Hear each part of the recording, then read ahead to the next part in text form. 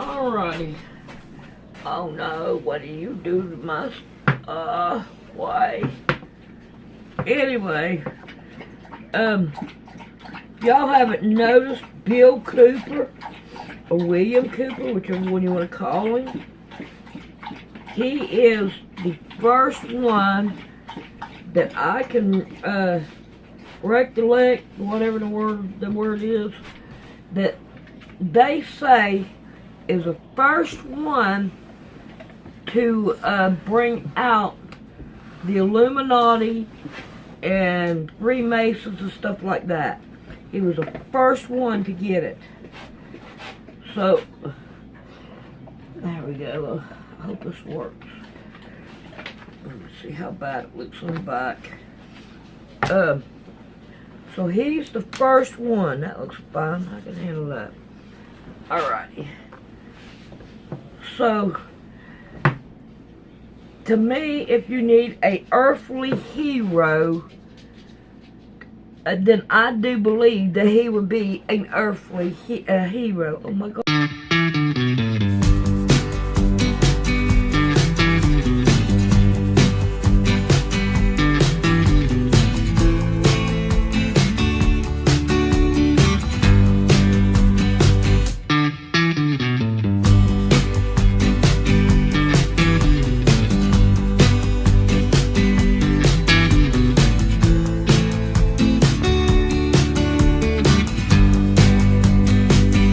Oh, no, I did not. I went the wrong way with it. Should I be doing this?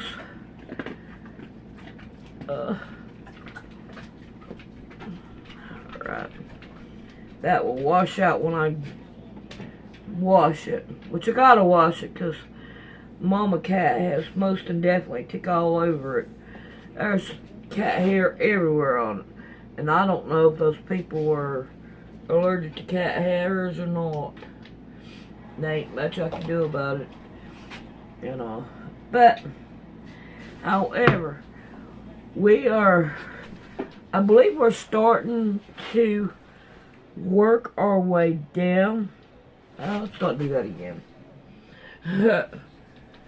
I really believe we are. Let's see. Yeah, this right here is the middle row. So when we get this middle row done and all, we are going to start going down our circles. 1, 2, 3, 4. Oh, wait a minute. It would be 1, 2, 3, 4, 5 instead of 7. I do believe, if I ain't right. So we're getting there done. I can't wait to see this thing done. Now whenever I get to the ends here, I want to take the sew all the way around before I put my binding on it.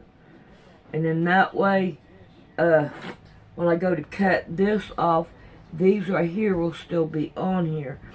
And it will be more level.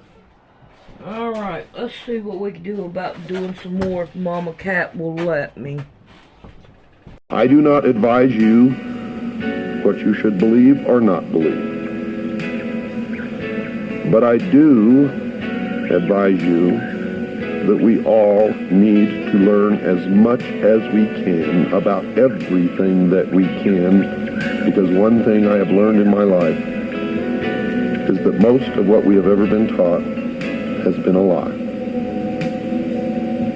And that whoever these people are, who are the priests, the adepts, the initiates, the mystery schools,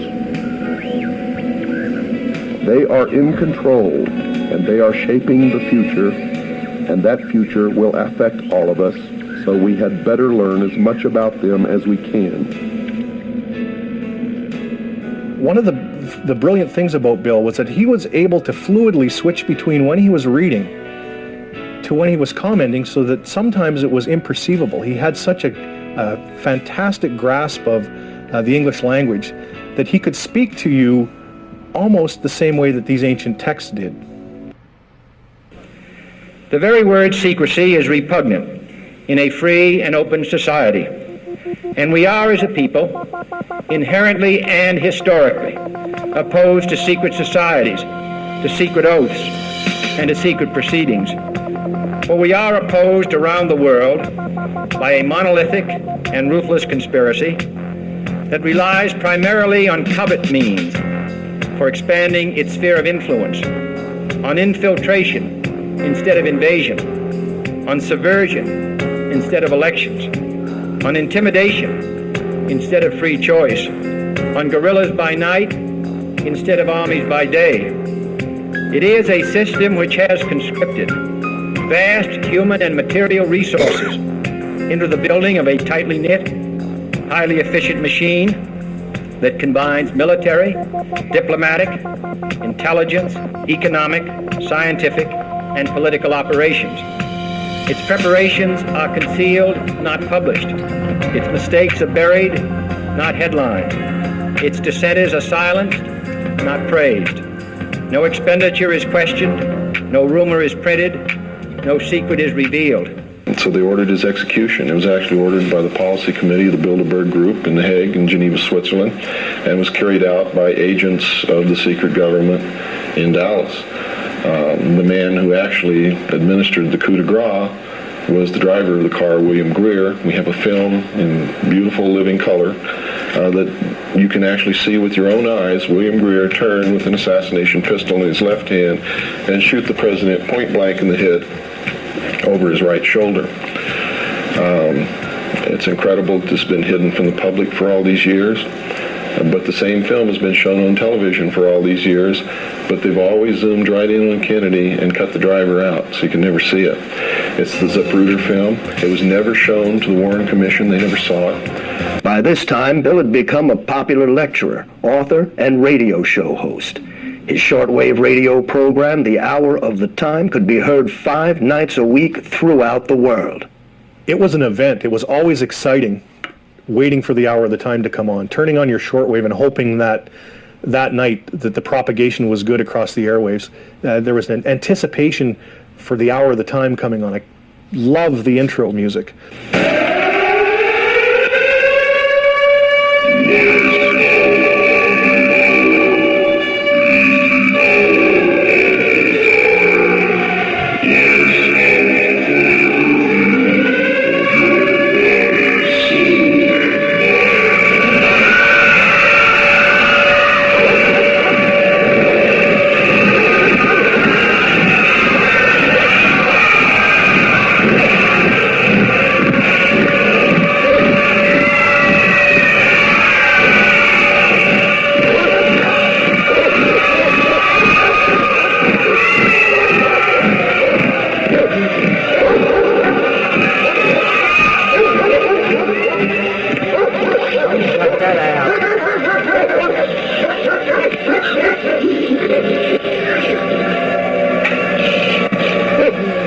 Listening to the Hour of the Time, I'm William Cooper. For the first time in the history of the world, man was free. Literally, a king and queen in his or her own right.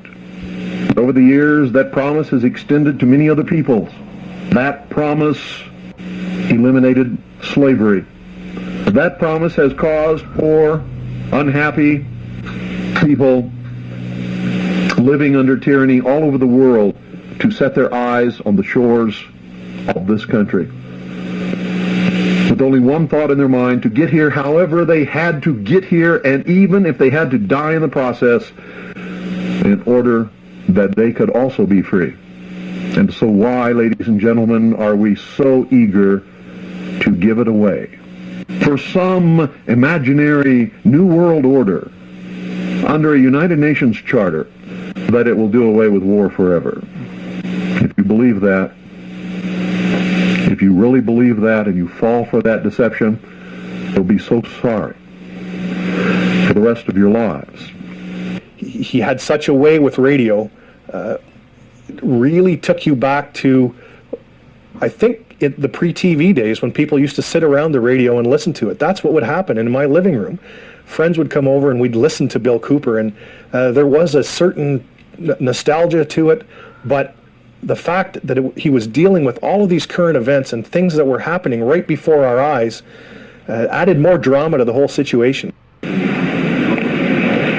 Every time any church gets control of government, the people suffer. It has always happened. That's why our founding fathers established a country where that was not supposed to happen, where everybody was free to worship at the altar of their choice. And if you think they were all of one mind, you better think again. How many religions of the Protestant group do you think existed in this country when our founding fathers put together the Constitution?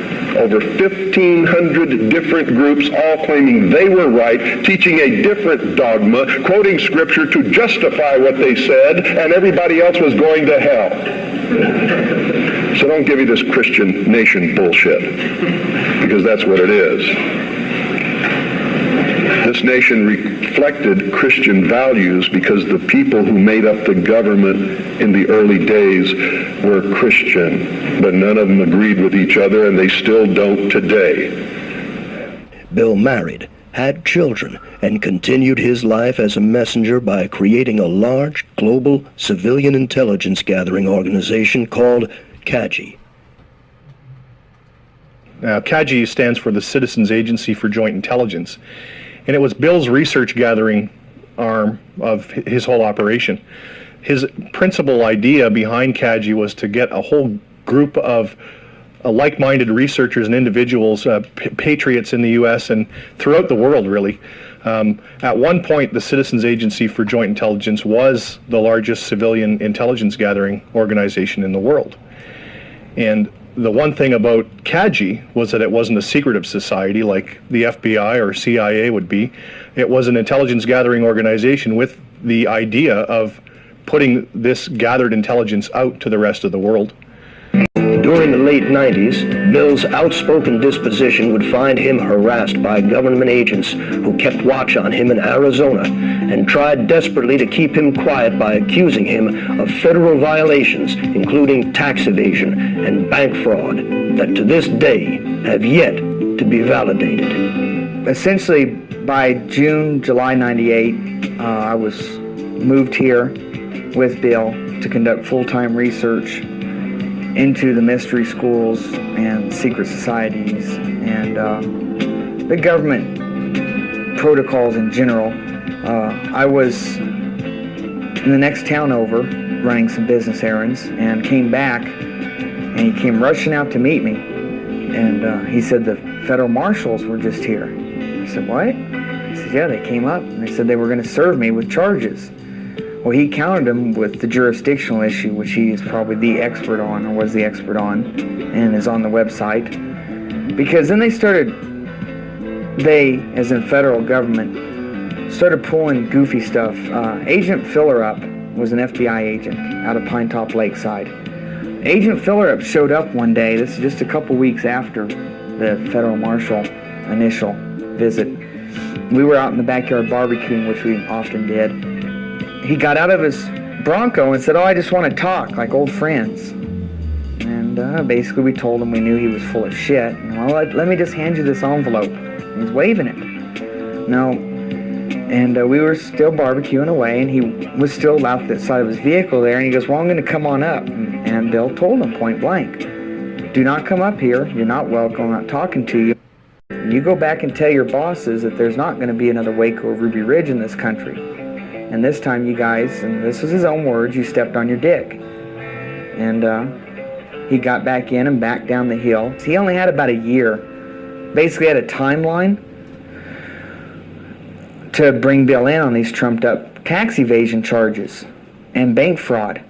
We did have a meeting with Congressman and his staff. He brought his entire staff up to one of our backyard little barbecue things, and we knew they were coming up, but we had to cook anyway. And they sat and talked to us for quite a while, but they weren't willing to help. And we were, like I say, always wanting a peaceful end to this and an answer to our jurisdictional questions. And to alleviate this problem, another thing we did was contacted any bank he'd ever dealt with. car loans, banks, house loans, property loans, anything. Oh, no, we're glowing customer, paid off early, never late. No fraud in existence. So essentially, when the year came up that Filler Up was quasi-given as a deadline and nothing had taken place, he was moved on, Agent Filler Up, to who knows where, maybe the real Siberia. And things seemed to calm down a little bit. And we were hoping that maybe it would just kind of go away. Unfortunately, things did not calm down. After Agent Filler Up's departure, more agents were assigned to watch Cooper, and Bill was eventually placed in what was known in the 90s as Filegate, where President Clinton ordered unconstitutional investigations into a number of individuals that were deemed a threat. The heat escalated to the point where Bill felt it was necessary to protect his wife and children by placing them in hiding for their own safety. It was now Bill and Doyle fighting the federal government on what seemed to be phantom charges. Towards maybe the last 8 months or so of his life, because of events happening around the world and then culminating in 9/11, as far as world-type events, Bill really turned the heat up on the people that would see this country's demise on his broadcast and on his website. And at that point, a person could tell if they had watched the happenings and knew the facts, not just the crap that was put in a paper here and there about Bill or the situation here, and had done their research that now it wasn't a matter of if but when for Bill's demise. In August of 2001, a local doctor by the name of Scott Hamlin had reported to local Eager police that he had been harassed while parked on Bill's Hill by a man who followed him, pulled out a gun, and threatened him in front of his wife and kids. Even though it could not be proven that it was Bill, law enforcement now had a reason for serving a warrant for his arrest. Dr. Hamlin had been going up and playing real petty little games at night up right next to Bill's property. This particular night, he had his family up there, and they claimed they were just up there to watch the lightning storms. But the problem was Dr. Hamlin would really egg people on. He's a real weasel. And Bill had enough of it and ordered him off the whole area. Just get out of here, I'm calling the cops. Now, if Bill wanted to do harm to him, he would not call the cops, obviously. Bill told me about this the next day, and that was pretty much all that was of it.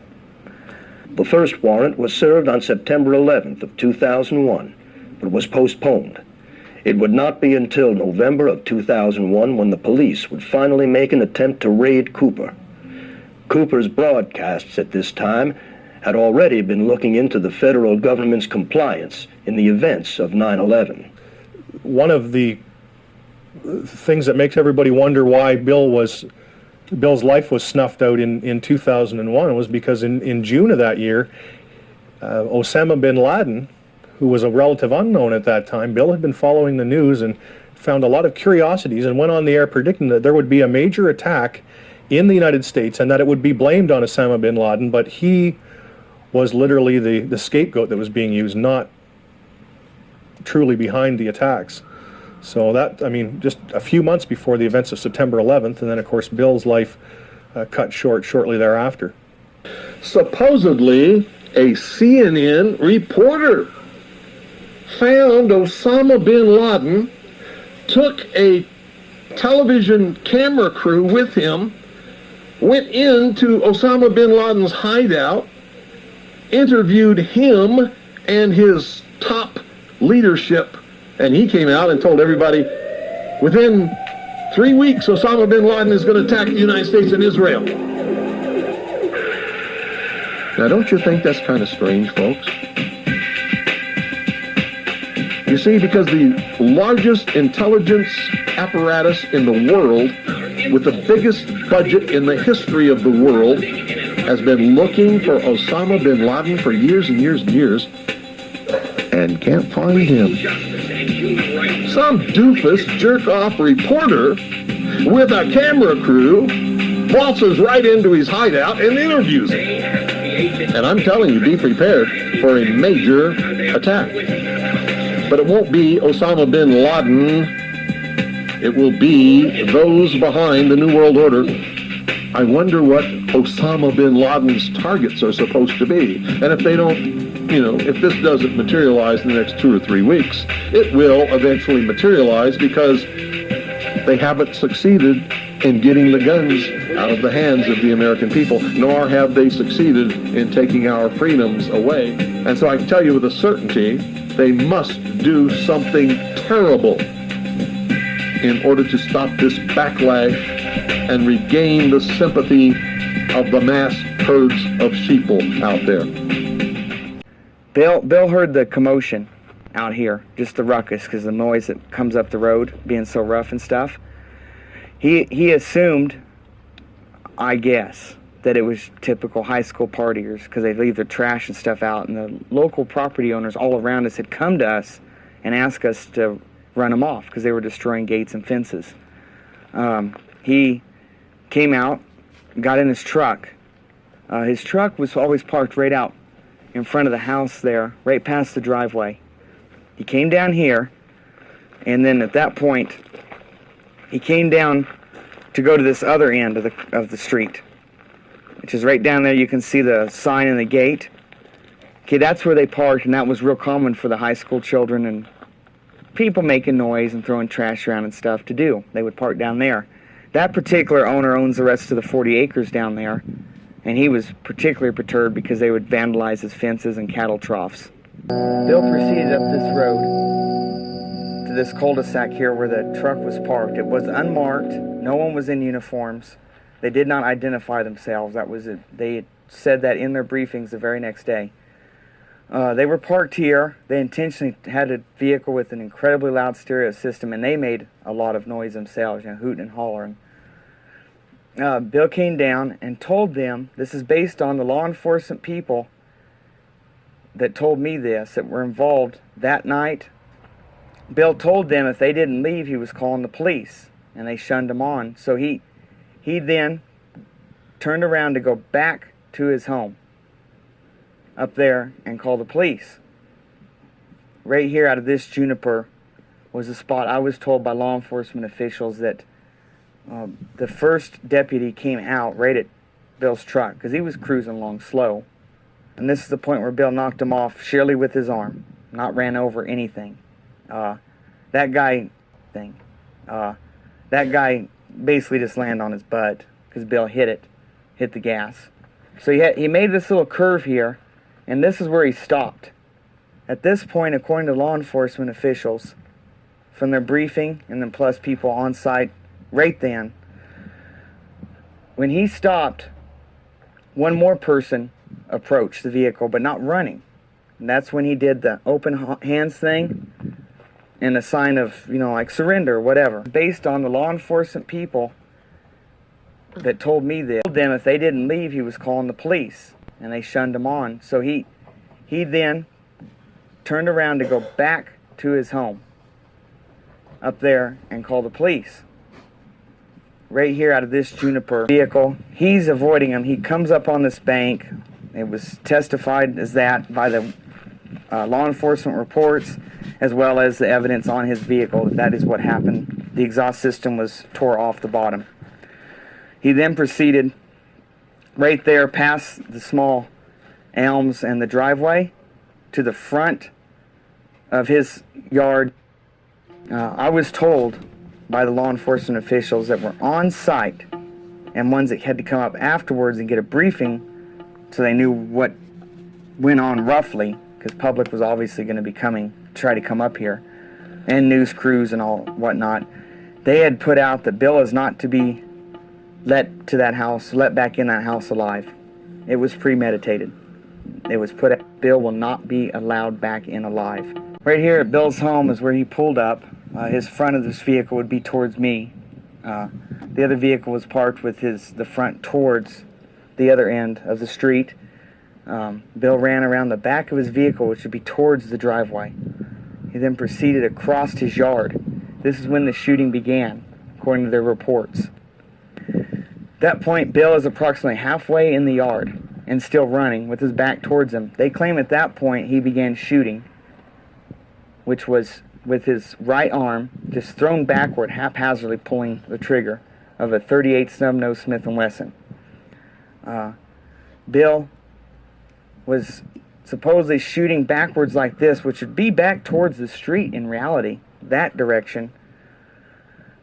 When he hit Marina's, that angle does not work at all. Plus, the bullet hole in the glass of the 58 Chevy indicates a bullet path of approximately this direction through the driver's roll-down window and out the passenger corner of the windshield, indicating clearly it went towards the dome in town, which is the high school field for playing during the winter. At that point, Goldsmith opened fire,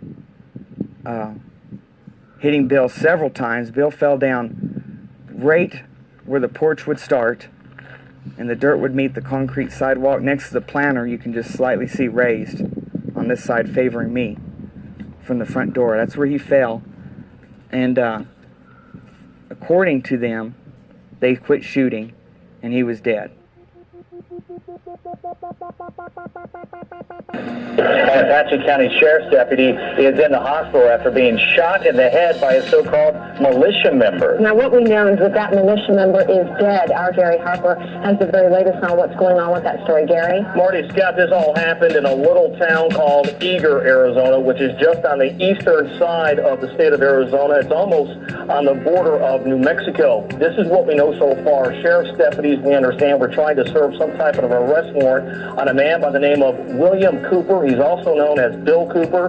He reportedly has been known to be hostile towards law enforcement, so sheriff's deputies apparently disguised themselves as a bunch of rowdy teenagers in the back of a pickup truck in hopes of luring Cooper out, and it apparently worked. However, when Cooper realized what was happening, he reportedly pulled a gun and shot a 40-year-old deputy in the head. During the gunfight, Cooper himself was shot and he was killed. Now, this is what we know about Bill Cooper. Officials say he belongs to some kind of militia movement and has published several anti-establishment articles. He has a website, we understand, and on that website he acknowledges that there is an arrest warrant for him, but he writes, and we're quoting here, any attempt by any federal government agent or anyone else to execute the unlawful arrest warrants will be met with armed resistance. Any person who attempts to kidnap our children will be shot upon discovery, and that is apparently what happened earlier this morning. Sometime after midnight, Cooper reportedly pulling a gun and shooting a 40-year-old Apache County Sheriff's deputy in the head. That Sheriff's deputy, we understand, has been flown to Phoenix, where he is in a hospital. We are trying to get his condition right now. We do not know exactly what his condition is, and we understand that the militia member, in this case Bill Cooper, was shot to death. We do have a crew en route to Eager, Arizona, and we'll have a lot more coming up on tonight's news. All right. This was an extremely serious event, not just because Bill had been shot, but what precipitated this? How did this happen? Was this... no one knew the answer, so immediately we got on the internet and we started searching, downloading news articles from Arizona, trying to find out. I got on the phone, was calling the Hour of the Time phone line, which of course was busy most of the time, and then I would leave a message when I could, please call me back, not understanding all of the chaos that Doyle was involved with that day as well. Can't trust the papers, as Bill would say. In fact, within the first sentence of the first article that was written about this in the Arizona Republican, the word militia appears. The name Timothy McVeigh appears. This kind of irresponsible journalism, unfortunately, was something Bill had to fight off for, as he would say, years and years and years and years and years. Bill was not a member of a militia, but he believed very strongly in the Second Amendment, and he did a program on how to form your own militia and do it legally. After Bill was killed, virtually every newspaper article that you would see on Bill, or any report on television or on radio, always mentioned Timothy McVeigh, and that Timothy McVeigh and William Cooper were connected. And Bill was portrayed as an extreme right-wing lunatic that was encouraging the activities of Timothy McVeigh. While in fact Timothy McVeigh did listen to William Cooper and in fact visited him, came up to Bill's Hill to visit him, Bill told him to get lost. Michael Brescia, who is John Doe number 2, the spitting image of the drawings that they put out, wearing the exact same cap that was worn by the man in the drawings that they put out, with the same tattoo on his left arm, stood in front of me for 10 minutes and talked to me in the company of Timothy McVeigh. And Tim McVeigh was not the leader. Tim McVeigh probably didn't say more than 25 or 30 words during the entire time. Michael Brescia did all of the talking. And the last thing he said before they left in their green Mercury Marquis station wagon with a puke yellow interior was watch Oklahoma City.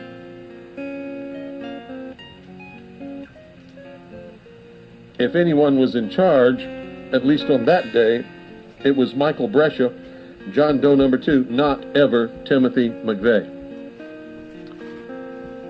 They told us during that conversation that they were setting out on a mission to make things better in this country, and that they had the approval of the United States Army, who had implanted them with computer chips, had given them their blessings, and knew exactly where they were and what they were doing all the time. Do you understand what I'm telling you?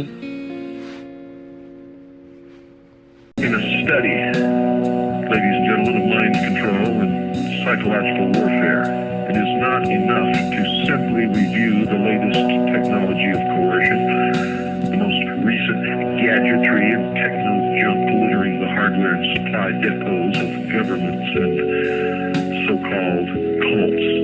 You see, far more dangerous than these appliances is the praxis behind them. Ages old, the underground current which informs the modern project and this modern era. You see, for life in our modern era is little more than life in an open-air, mind-controlled laboratory. To transform the mass of targeted percipients plugged into the electronic and digital pageantry of the establishment's system of things into the perfect human zombie. They disguised their true intent and their true teachings, the esoteric, with a system of exoteric descriptions. That to the profane would mean one thing, and to the initiate or the adept would mean quite another. But that was then. This is now. You're already in the New World Order. You're already in the New World Order. World Order. What sort of creature inhabits the modern domain? Who is the modern man? He is the smartest, most advanced individual to ever strut the planet, the most relatively liberated being in history. He scoffs with great derision at the idea of the existence and operation of a technology of mass mind control emanating from the media and government. Modern man believes that he is much too smart to believe anything as superstitious as that. But the truth is, modern man, ladies and gentlemen, is the ideal hypnotic subject